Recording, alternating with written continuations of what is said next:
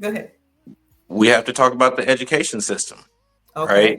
Because the educational system is not necessarily to educate, but to train the people to be good workers, right? Okay.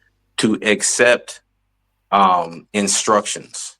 Mm. And so we're not being educated to be thinkers, right? They don't want dynamic thinkers, right? Thinkers are not good in terms of controlling. And when you're talking about controlling the population of the world and the population of our country. So they don't want us to be educated. In fact, we look at the education in America, it has gone down substantially over the last several decades. And it's still like, it's even worse today than it was when I was a child in school. Mm. And so we have to really consider educating our children, even if we have them in public schools. There is a time when they are outside of schools that, as parents, we have to be, and grandparents and aunts and uncles, we have to be investing time in our children because they are our future, right? Absolutely. These children who are in high school today, we have a lot of children today who cannot read at grade level. They will, in a few years, be the workers, Mm. right? These are the ones that we will, as we age, we will have to depend on them as a society, Yeah. right? So it's going to be advantageous for us to invest now, right? Consider these things now so that 10, 20, 50 years from now, when we're old and cannot provide for ourselves, we have an adequate population who can do so. Speaking of the education system, I'm going to have a special guest tomorrow who has educated her son from the time he was in her womb. And when the child came out, well, the child in her womb told her what his name was going to be.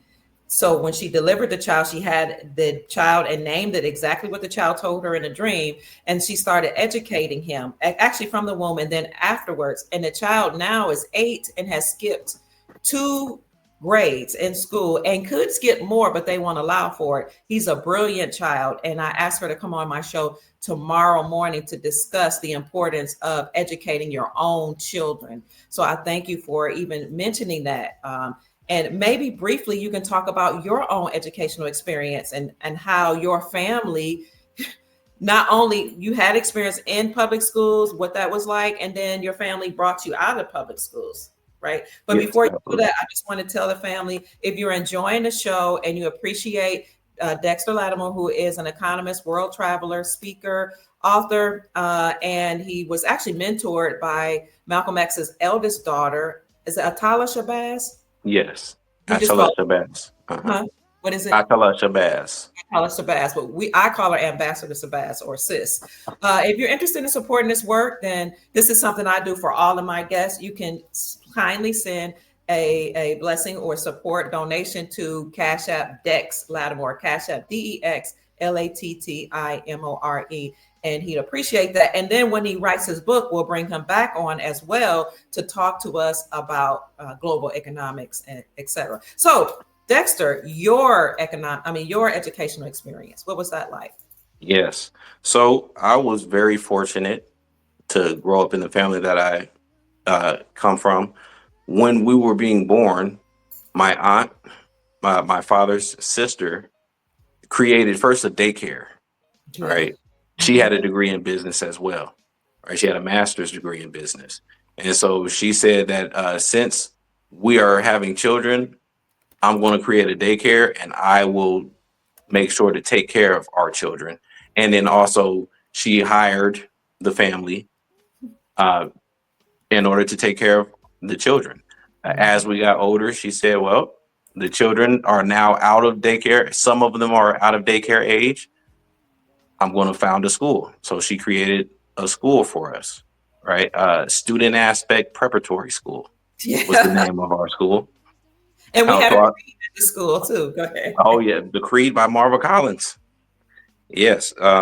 This is actually the foundation for me in terms of my education in Pan African Studies history, because a lot of the things that I learned in, well, I'll say I learned in college. I had gained a lot of that information in my aunt's school, our aunt Darlene. So And wait a minute. And what was the book? The one of the first books you read at 8 years old at her school? And I'll be quiet. no, I got to remember what Rich Dad Poor Dad. Yep. Yes, Robert Kiyosaki. yes. Because again, I was seeing as a family two different dynamics. Okay. All right, I was seeing entrepreneurship and creation, but I was also seeing the other side where money was not being held and being passed down generationally. So I said, okay, what's the difference in these dynamics? And so as a child, I was at Aunt Darlene's house and Uncle David's house at the time.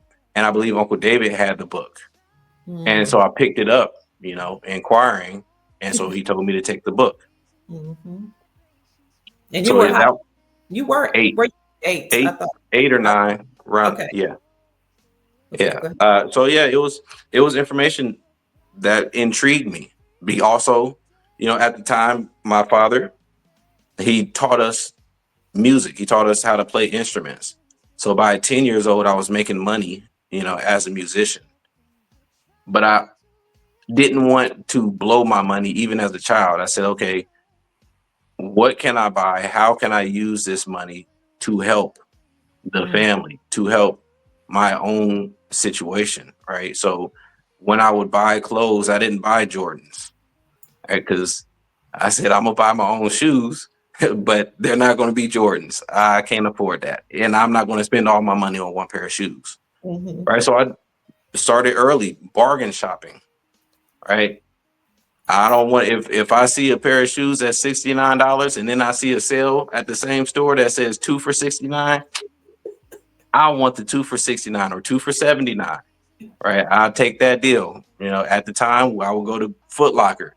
They'll have t-shirts 4 for 20. Well, I can buy one shirt with a logo for $25, or I can buy 4 or 5 regular shirts for $20, right? These principles are what led me to down the road to becoming the man that I am today, right? And this is the reason why I often stress the importance of budgeting, right? A lot of people don't know where their money goes at the end of pay, the pay period. And so I advise your viewers to write up a budget, right? First, write how much you make, Okay. and then write down all of your expenditures, what all your expenses are, and include everything. Be honest with yourself, right? So that you can look and analyze and understand exactly where your money is going, to the cent, to the dollar, as specific as possible you want to be when writing this, right? That's check number one, Okay. right? On the second check, 2 weeks later, you get paid. Do the same thing. All right. Do it for several checks, because you want to really analyze, because the first time you write it, it's an estimate. The second time you write it, you're getting more information and you're actually observing every time you spend.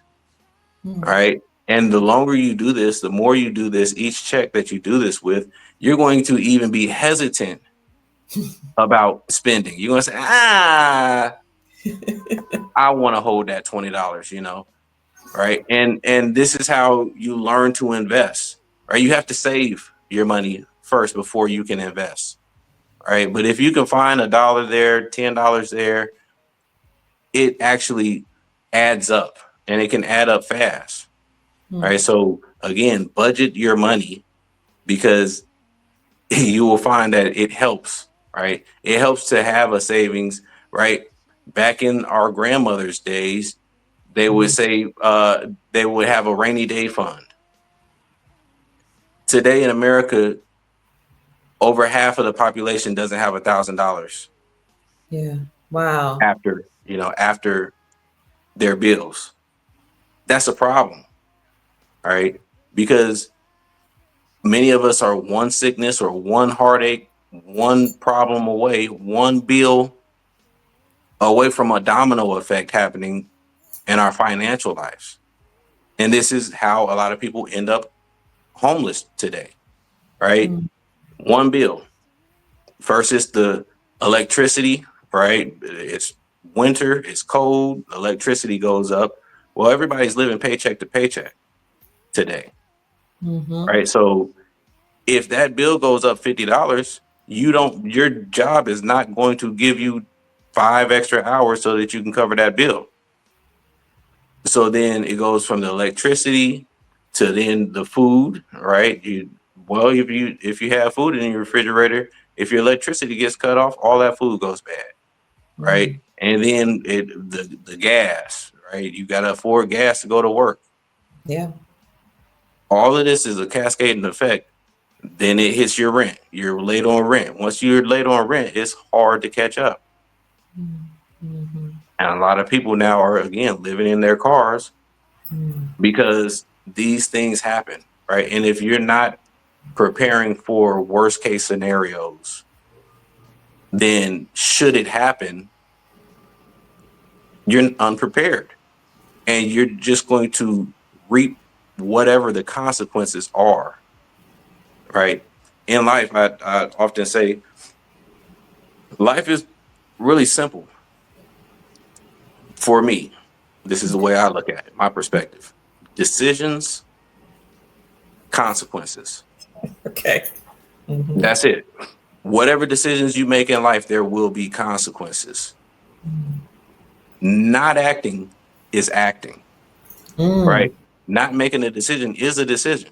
And so when whatever happens to you happens, if you're unprepared because you didn't make a choice or a decision, you said, I'm going to sit on my hands, well, life will hit, right? This is the reason why I say invest in yourself, right? Uh, Education.